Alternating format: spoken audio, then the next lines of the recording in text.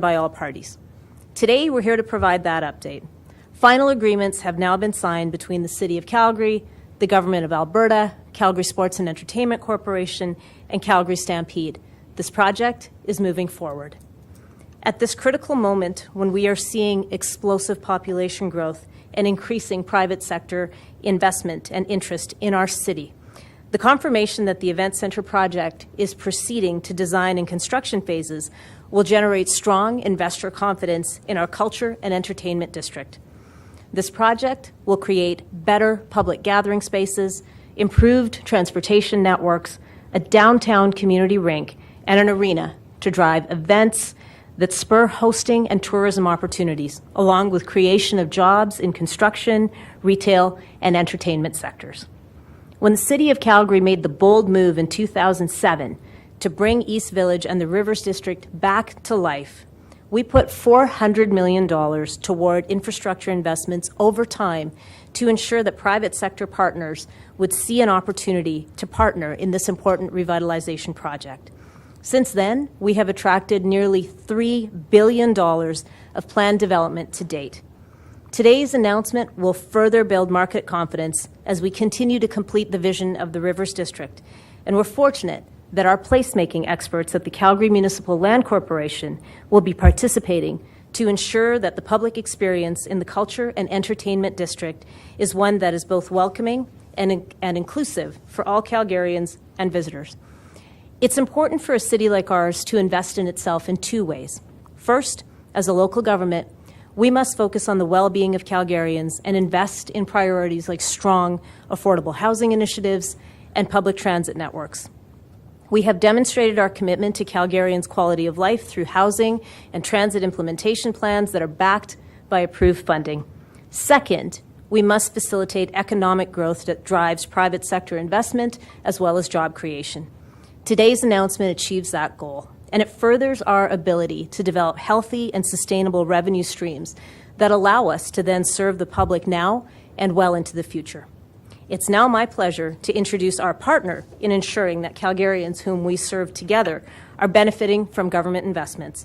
I'll invite the Premier of Alberta, the Honourable Danielle Smith, to bring remarks on behalf of the Government of Alberta. Premier.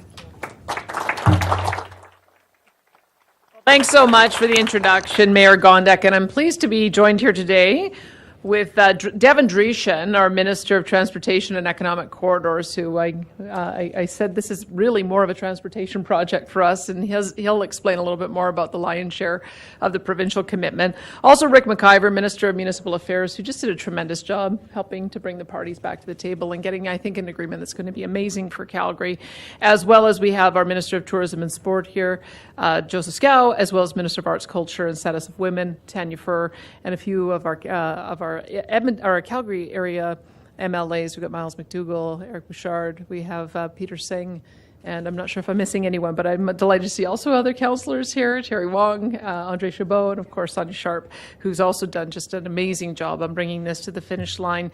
In addition, I'm just delighted to be here to talk about the new Rivers District and Calgary Event Centre. So I want to thank the City of Calgary, Calgary Sports and Entertainment Corporation, and the Calgary Stampede for their partnership in this historic revitalization project. In April, we came together to announce a memorandum of understanding that would see Alberta's government support the project with a major infrastructure investment of up to $330 million. And today, together again, we've reached a milestone that will bring us ever closer to beginning that exciting work and creating a Calgary legacy that will live on for generations. Alberta's investment in the revitalization of the Rivers District will support public amenities and infrastructure in the district, and that includes a new community rink, improvements to public spaces, and importantly, connections to the entertainment district. Of course, any investment in infrastructure is much more than the dollar figure attached to a project. It's more than a building and it's more than a road. It's an investment in making Alberta the best place to live and work and raise a family. It's the vibrancy of people strolling the Rivers District as they make their way to see a play or watch a concert or enjoy a meal at a venue right in their neighborhood. Is the pride that comes from living and working in a world-class city with a downtown core that is on par with every other major city in the world. And it's the excitement that comes with calling home a destination that tourists place on the top of their bucket lists. We share these feelings with Calgarians, and our investment builds on them, because Calgary is a great city, but it can be even better. This revitalization project builds on a momentum that's steadily picking up steam. Energy and excitement are growing as Calgarians anticipate everything the renewed Rivers District and the new arena will bring to the city. And that includes jobs and business opportunities and economic benefits. And not just for the downtown core, but for the city of Calgary and for the province. It'll also bring a shot of energy to Calgary's culture and entertainment scene, along with a newfound pride in a city that already holds so many reasons to be proud. Thank you, and I'll turn it over to the next speaker.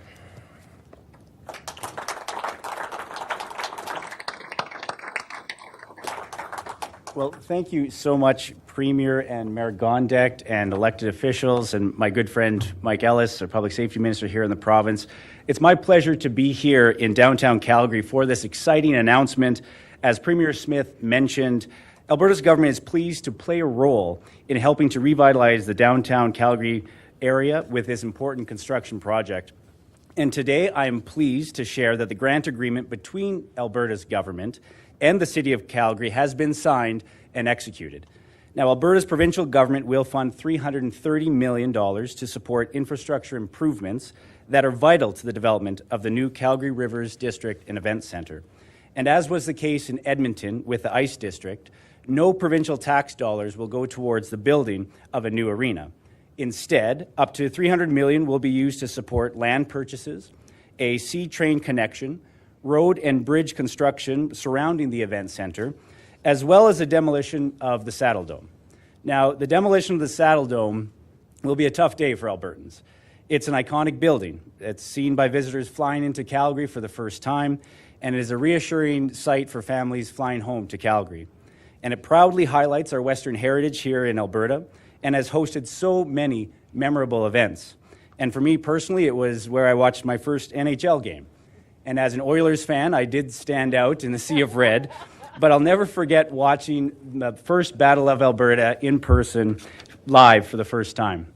But Alberta's government is, with addition to this $300 million, will also cover up to $30 million, or 50%, of a new public community rink in this district.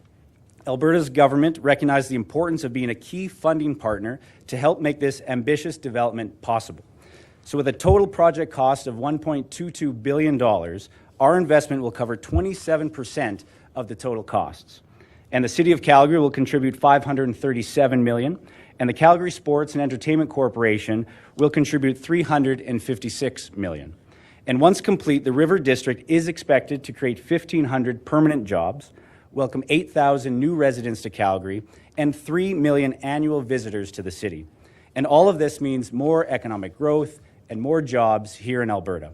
So I'd like to thank again the City of Calgary, the Calgary Sports and Entertainment Corporation, and the Calgary Stampede for this vision and to move this major development forward. Once complete, Calgary will have the infrastructure it needs to support a world-class event centre and a vibrant downtown. And with that, happy to turn things back to Mayor Gondek.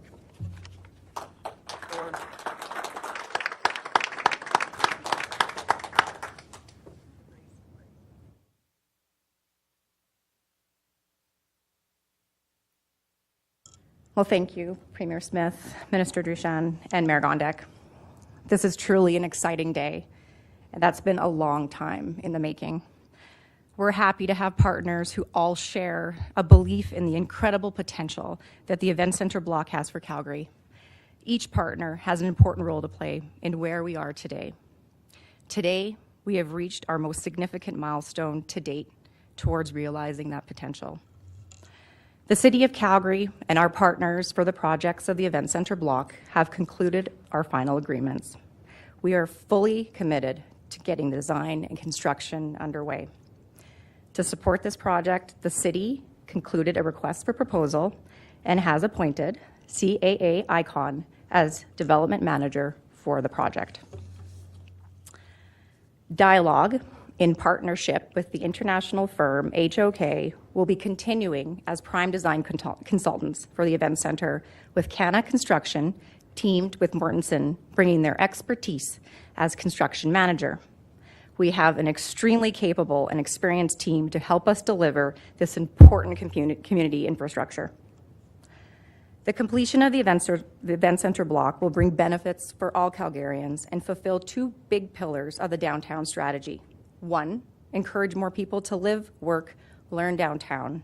And two, to encourage more people, visitors, and Calgarians alike to experience downtown for leisure, attractions, and events.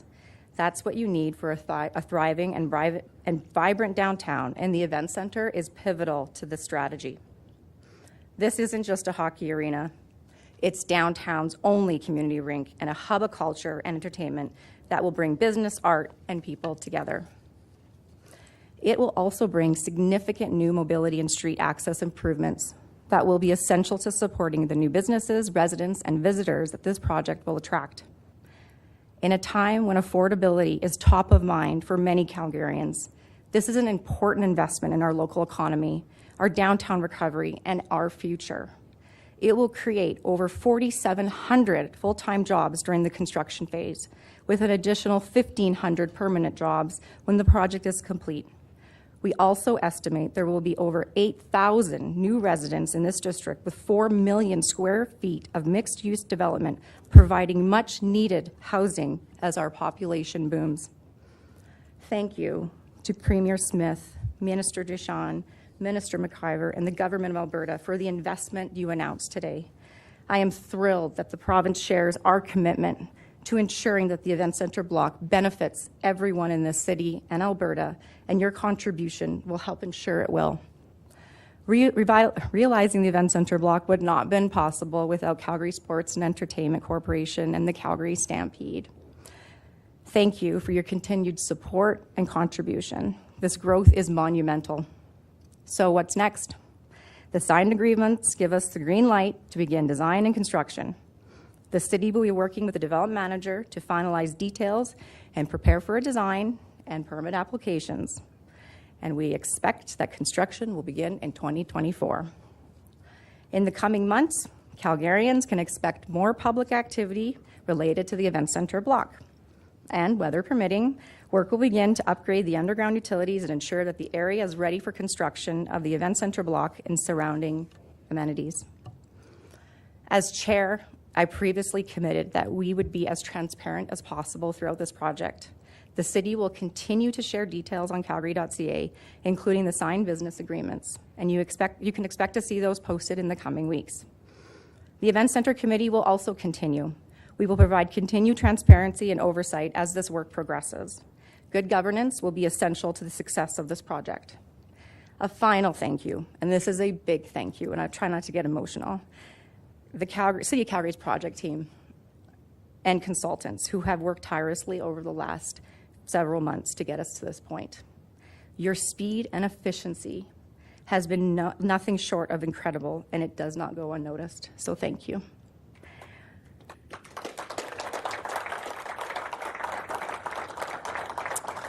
With that, I will close it off and open questions from the media. Thank you. All right. For our media members, there are 2 microphones in the back here. If you want to grab one or the other, we'll alternate questions. We have 1 question and 1 follow. And if you could please make your questions pertinent to the news of the day. Thank you very much. Off we go. Who do we have? Mr. Strasser, you're up first. Hello. My question is about the demolition of the Saddle Dome. Considering the Flames will have to obviously have somewhere to play until the new arena is built, what is the expected timeline for the demolition of that facility? So that will be obviously the last piece of this puzzle. We have to obviously build the first arena. The hope would be by 2026, 27, the new arena will be built. The Flames would then be able to move into the new arena. And then the very final piece of this project would be the demolition of the Saddle Dome. Darren? Just curious, we don't have the definitive agreements, but has anything changed? Can we expect any changes or any new things opposed to what we saw when it was first announced in April?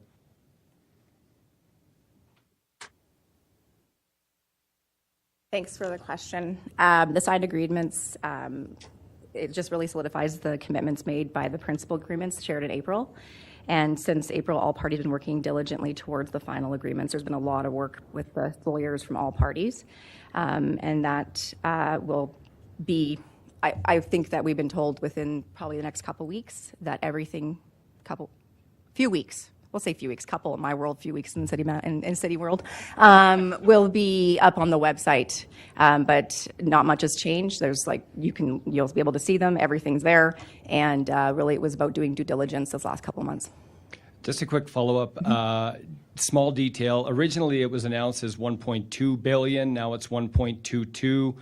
Is that inflationary? Is that just a rounding error that was before?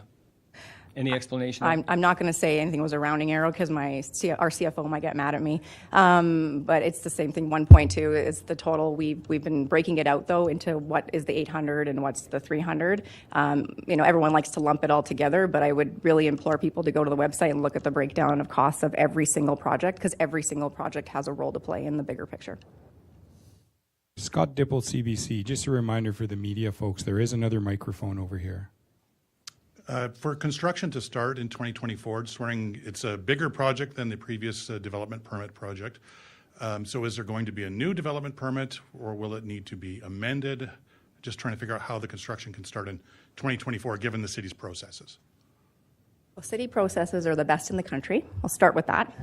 What I'll say is most likely it'll be a new development permit. The scope of this project has changed since the last one.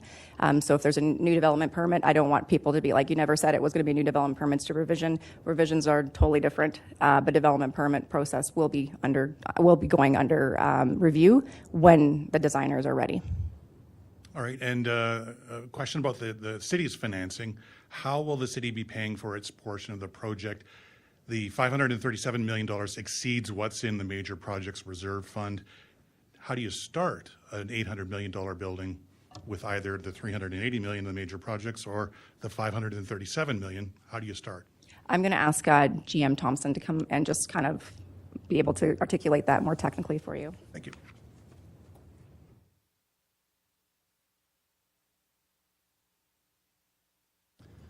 Thanks for the question. Michael Thompson, General Manager of Infrastructure Services with the City of Calgary. And so we're really excited to be here today for this announcement. The funding for the project is from reserves and working capital, and the city will be repaid a $17 million lease over the next 35 years, which escalates at 1%. And so over the term of the 35 years, the city will receive almost $750 million back in lease payments. Thank you. Welcome back. Mr. MacVicker. Just a quick question for the province about the $330 million. I heard up to at this point. I know, projects across the country, around the world have been experiencing, inflationary pressures. I'm curious, what's the plan if we start to see some of these inflationary pressures on the provincial end of the project? So with the agreement, that is the max, the ceiling that the province will commit, the $300 million for the transportation-related projects, the $30 million for the arena. If there are any cost overruns in either of those two projects, that will be assumed by the city. And what's the kind of the first step here? Obviously, when shovels go in the ground, we're thinking, 2024 for construction, but will there be some pre-planning work? What will that start to look like? What can Calgarians expect on that site in the coming, months?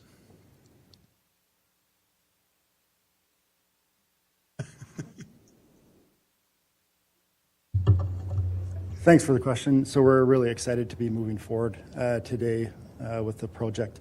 First steps, we'll start design and planning for the site, and so that will happen in earnest right now, and we're excited for the announcement of our design team. In addition to that, we will start with utility relocations. There's existing utilities underneath 5th Street. We have to relocate those to start the construction of the main site, and so that will happen hopefully in the coming weeks or months ahead. 2024 is going to be a big year for the Rivers District. We're really excited about the opening of the new convention center, of the new transit station at Victoria Park and 17th Avenue coming into Stampede Park, coupled with the construction of the new event center. It's just fabulous for the district and for the area. All right, next, if you could identify yourself and your outlet and who your question is for. Ryan Pike from the Nation Network. I don't know who'd be able to answer these. So for whoever feels eager to answer them, I guess the two questions that I get most from people about the project are, when can we see renderings and when will it be open? Obviously, we're pretty early in the process, but do we have sort of ballpark estimates for when renderings will be available or when building handover would be? I think I might stop walking back and forth. We will start the design process right now. We don't have a timeline for when renderings will be available or what the building will look like. We are excited that it's not just an event center. It includes Calgary's only downtown community rink, which will seat up to 1,000 people. It will include the outdoor plazas, indoor plazas, and the public gathering places. So really excited. We don't have a timeline for when you'll see detailed renderings. We're going to work as quickly as we can, and that's evident by starting utility construction and relocation right away. We don't have a defined timeline for when it will open yet. We are pushing forward for an aggressive schedule. Obviously, in an inflationary market, if you can get things built faster, you'll save money, and that's our goal. Thank you. Colette? Colette Doris from the Canadian Press. We had previously heard from a city official that this agreement would come with a 30-year commitment from the Flames to stay in the city. I think maybe Mayor Gondek or Councillor Sharp could answer if that's indeed the case. Hi, and thanks for the question. That is indeed something that is in the agreements. It's a 35-year commitment. And how important is that for the city? I think it's important for Calgarians to be able to root for their home team, knowing that they're going to be sticking around. I think it's important for the deal. It's good news all around. This is a project that we're all very committed to, and to have that 35 years in the contract is great news. Thanks. Aaron Collins with CBC National News. This is a non-arena related question. Apologies. Calgary Catholic School District has a policy on the books this fall for the first time that requires school staff to call students by the names and the pronouns that their parents prefer, even when a student disagrees. So the Premier, this is for the Premier, you've described yourself as an LGBTQ ally. Wondering if you agree with this policy, and if the Mayor would like to weigh in on whether she agrees, that'd be great. Well, I always approach these issues by looking at it through the perspective of the child. And we've been having discussions in our caucus and discussions across, watching what's happening across the country. And I would say from the perspective of the health of the child, it's important that all the adults in their life support them. And we would love to get to a point where everybody is included in a decision that a child makes. We are watching with interest to see how that unfolds. We don't have policy established on it yet, but we are having those discussions. These are really very complicated family matters, very personal decisions, and it's been my hope from the beginning that we wouldn't politicize this. I think that we have to always be mindful as we have these conversations that there are young people who are really struggling with gender identity, they're struggling with puberty, struggling with how they fit in, and I think it's incumbent upon us as adults to make sure that we keep a safe, supportive environment for kids. So that's what we've been trying to do, trying to be very cautious that we maintain that kind of environment here, and we're watching it with great interest.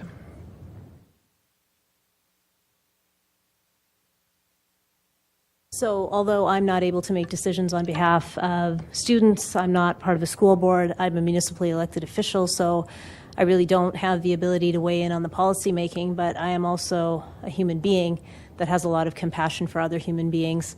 I'm a parent. There are many things that my child and I talk about. There are many things that don't get disclosed to me because they're kids. And sometimes they need to be kids. And all of us that grew up in the 60s and 70s, we would leave the house in the morning. We'd come back when someone screamed at us to get home to dinner. There were many things we didn't tell our parents. They weren't nefarious things. They were things that let us be kids. So I would just like to say to all the adults in the room, let your kids be themselves, their complete selves. And to the policymakers, make sure you're thinking about the people that you're making these policies for, and you're looking out for the mental health and well-being of children while you're doing it. Thanks for that. Just a quick follow-up then. So Premier Moe next door in Saskatchewan has said he's going to use the notwithstanding clause to essentially support provincial legislation that says similar things to this separate school board policy. I'm just curious for the Premier, what do you think about Premier Moe's decision to do that, and would you support similar legislation provincially if it was supported by the grassroots of your party? As I said, we haven't made a decision as a caucus. We're still watching to see what policies are in place in other parts of the country. I do think, though, that we have to understand that children can't be in a position where they're forced to have two identities, one at home and one at school. And so I think it's incumbent upon all of us to find an avenue where we can support a child as they're making these decisions. Because I think if we're concerned about the mental health and wellness of a child, making sure that they're not being torn in two directions has got to be the direction that we support as a government. I'll wait and see how the legal process plays out in Saskatchewan, but at the moment we haven't made any decisions to legislate here. Thanks. All right. Sorry, folks. We have run out of time for the Q&A. Any questions you have to follow up, please send them to the province or the City of Calgary, and we'll do our best to get you the answers. Thank you, folks.